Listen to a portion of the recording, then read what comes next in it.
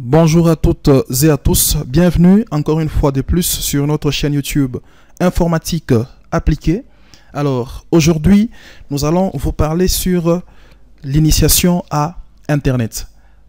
L'objectif étant pratiquement de vous permettre d'effectuer des recherches à partir d'Internet dans vos domaines respectifs et prendre les données pour les traiter avec les différents logiciels de la bureautique, donc prendre les données sur Internet et les traiter dans Word, dans Excel, dans PowerPoint, ainsi de suite. Commençons par le début. C'est quoi Internet? Internet signifie littéralement Interconnection Network. C'est un ensemble des réseaux mondiaux interconnectés qui permet à des ordinateurs et à des serveurs de communiquer efficacement au moyen des protocoles des communications. Et pour ce faire, nous devons nous connecter. Donc, voici les solutions pour se connecter à Internet. Premièrement, on peut se connecter à Internet par l'ADSL, qui signifie littéralement Asymmetric Digital Subscriber Line, et désigne une technologie nous permettant d'accéder à Internet et à la téléphonie fixe grâce au même câble. Donc, vous avez un câble qui vous apporte la téléphonie, et par ces câbles, on peut se connecter à Internet. Nous avons aussi une autre technologie, c'est la fibre optique, qui est vraiment en vogue de nos jours. Un câble transparent, très fin, qui peut être en plastique ou en verre, et qui nous permet d'accéder à Internet à un haut débit dans lequel l'information est véhiculée sous forme de faisceaux lumineux. On peut aussi parler de câbles en général. Avant la fibre optique, on pouvait utiliser le câble UTP qui pouvait aussi nous permettre de nous connecter, mais actuellement, on utilise plus les technologies alternatives. Donc, on peut facilement se connecter à Internet avec un modem. On peut se connecter à Internet grâce à un téléphone intelligent. Nous allons beaucoup insister là-dessus parce que c'est les moyens pour nous efficaces, parce que tout le monde a presque un téléphone portable. Et on peut se connecter grâce à un point d'accès. On peut avoir un modem dans la maison qui permet à ce que, dans un rayon bien défini, que tout appareil puisse être connecté à Internet. Voilà, pour pouvoir travailler avec, pour naviguer sur Internet avec votre téléphone, il y a plusieurs moyens qui peuvent être utilisés. Auparavant, les gens, quand ils étaient dans des cybercafés, ils utilisaient, ils allaient avec leur ordinateur, on branchait un câble RJ45 et là, ils étaient connectés. On peut utiliser aussi un modem qui ressemble, comme vous le voyez sur la vidéo, à un flash disque dans lequel vous y mettez une carte SIM, vous activez les mégas. Mais comme à ce jour, les téléphones intelligents sont répandus, eh ben, on peut facilement partager la connexion du téléphone vers l'ordinateur. Pour ce faire, c'est simple. Vous allez dans Paramètres. Quand vous allez dans Paramètres, vous allez sur le point d'accès et partage de connexion, puis point d'accès Wi-Fi. Et il y a toujours un mot de passe qui bloque un peu la connexion du téléphone vers le PC. Nous allons aller dans Paramètres du point d'accès. Et là, vous avez la rubrique mot de passe du point d'accès. Voilà le mot de passe qui apparaît. Et le même mot de passe, vous devez aller du côté maintenant PC pour le saisir. Et là, vous allez faire en sorte que à partir de mégas que vous avez dans votre téléphone, vous puissiez vous connecter à l'aide de votre ordinateur.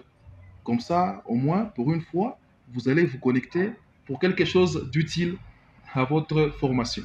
Voilà. Voilà, après avoir vu la manière de se connecter facilement à Internet, après avoir associé la connexion Internet du téléphone à celui de l'ordinateur, on peut facilement faire des recherches. Il y a plusieurs navigateurs. Par défaut, on parle de l'Internet Explorer, mais il y a plusieurs navigateurs qui sont utilisés pour faciliter la connexion, entre autres Google Chrome, que je vous conseille vivement par rapport à sa rapidité. Alors quand vous ouvrez Chrome, vous pouvez agrandir la fenêtre. Et là, vous avez les moteurs de recherche devant vous. Et il y a l'invite de commande qui vous, quand vous cliquez dessus, dans la boîte de dialogue qui apparaît, l'invite de commande qui clignote, qui vous invite à effectuer vos recherches. Et là, vous n'avez qu'à taper les mots clés de votre recherche. Je prends un exemple de nos camarades qui sont, par exemple, dans les départements d'électrotechnique. Quand ils doivent faire leurs recherches, je fais un exemple sur les machines électriques d'une manière générale. Je prends machines électriques. Déjà, en tapant les mots clés, les moteurs de recherche vous proposent déjà la suite. Donc là, je vois moteur, machine simple, machine thermique, machine à coudre, machine synchrone, machines électriques, machine thermique, je prends machines électriques. Quand vous choisissez, vous cliquez sur Entrée, voilà, vous avez plusieurs pages qui s'affichent sur les machines électriques. Et là, vous êtes directement dans l'encyclopédie libre Wikipédia, soit vous pouvez télécharger les fichiers PDF. Je vais d'abord dans l'encyclopédie libre. Voilà, donc ici, avec ouvrir le lien dans un nouvel onglet, nous avons le lien de départ, la page de départ qui s'est ouverte avec les différents titres. Au niveau de la barre des titres, nous pouvons juste cliquer sur la nouvelle page. Si ça ne nous intéresse pas, on peut fermer. Mais on peut toutefois exploiter les documents qui apparaissent. Alors, si les données que nous avons ici nous intéressent, on peut juste les copier. On maintient le bouton gauche de la souris enfoncé. On fait les cliquer glisser. Donc, on glisse jusqu'à la fin si on veut. Parce qu'on a besoin aussi de la bibliographie. Hein, parce que Wikipédia, c'est vraiment l'encyclopédie libre. Et tout ce que nous avons ici comme information, on peut facilement les modifier. Mais si on veut vraiment retrouver les textes originaux, eh ben, rendez-vous à la bibliographie pour chercher des livres. Voilà, après avoir sélectionné, on peut copier. Après avoir copié, on peut réduire la page de recherche pour aller chercher Microsoft, pour aller chercher plutôt Word, donc Microsoft Word. Quand nous sommes dans Word, eh ben, on peut facilement coller tout ce que nous avons copié dans Wikipédia. Et par moment, avec tout ce que nous connaissons comme coupure de l'énergie, surtout si vous travaillez sur un ordinateur fixe, il faut toujours prendre soin d'enregistrer. Mais ça prend toujours un petit temps. Hein, le temps que les données puissent se coller, voilà, surtout s'il y a beaucoup d'images, voilà, c'est dans Word. Là, ça vous appartient, ce n'est plus sur Internet. Et là, on peut facilement sélectionner une partie du texte, on peut modifier la taille de la police, on peut modifier la forme de la police, on peut effectuer toutes les opérations que l'on a faites dans la salle de machine. Quand on faisait le TP sur l'initiation à Microsoft Office Word, vous verrez qu'il y a des tests qui sont soulignés, d'autres sont en gras. On peut les personnaliser plutôt comme on veut. Il y a des images qui peuvent apparaître en petit ou en grand. Il suffit de cliquer avec le bouton gauche de la souris sur l'image, elle sera sélectionnée. Et là, quand l'image est encadrée, on peut effectuer les opérations que l'on désire, soit pour agrandir, soit pour rétrécir cette image. Voilà, nous avons fait l'exemple pour nos amis qui sont en électrotechnique. Donc voilà, ici, quand nous revenons sur la page que nous avons sélectionnée sur la machine électrique, on peut fermer, comme on a fait ouvrir le lien dans un nouvel onglet. Et là, nous restons sur les onglets, sur la feuille de départ. Et ici, à partir de la barre de titre, on peut changer et prendre un autre exemple. Par exemple, on peut être chez nos amis qui font la construction. Hein. Je peux, par hasard, juste mettre la charpente Déjà, quand je mets charpente, on me propose en bois métallique. Je prends charpente métallique. Hein, voilà. Et nous avons aussi plusieurs résultats. Et regardez toujours au niveau de titre, là, on dit environ 8 millions, autant de résultats. Donc, il y a plusieurs pages. Quand vous regardez en bas, voilà, il y a pratiquement 10 pages. Chaque fois que vous appuyez sur une page, vous allez avec le pointeur de la souris sur une page, il y a une surbrillance. Quand vous appuyez dessus, et là, vous pourrez accéder aux autres résultats. Mais revenons sur le résultat qui s'affiche ici. Par exemple, construction métallique. Je suis à la 3e page. Je clique dessus avec... je fais le clic droit. Quand les menus de roulant s'affichent, ouvrir dans un nouvel onglet. Voilà. Construction métallique. Et là, vous avez des données de texte qui apparaissent ainsi que les images. Et ici aussi, vers le bas, il y aura toujours la bibliographie. Donc vous avez tout ça. Il y a même la tour Eiffel qui apparaît là-bas parmi les résultats de recherche. Voilà. Donc il y a des explications sur ça. Mais il y a toujours des notes de référence. Pour dire que dans Wikipédia, c'est l'encyclopédie libre, toutes ces informations sont quelque part dans des serveurs et on peut y accéder à distance grâce à la connexion Internet. Une particularité, j'y reviens, sur les documents que nous trouvons dans l'encyclopédie libre et aussi il y a des documents qu'on retrouve en PDF.